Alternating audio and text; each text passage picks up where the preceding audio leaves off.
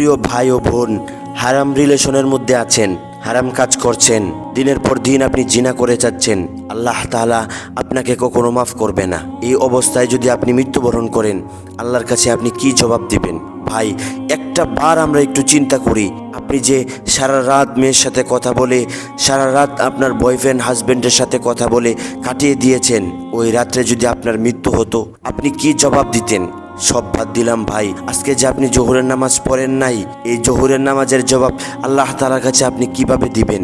দিনের পর দিন আপনি নাফরমানি করে যাচ্ছেন, একটা মেয়ের জন্য আপনি সারাক্ষণ তার পিছনে ছুটছেন। প্রিয় বোন, একটা ছেলের জন্য আপনি আপনার জীবনটাকে শেষ করে দিচ্ছেন, পড়ালেখা সব কিছু বাদ দিয়ে ওই মেয়ের পিছনে ছুটছেন, দিনের পর দিন দেখা করছেন, কত নর্তামি, কত কিছুই না করছেন।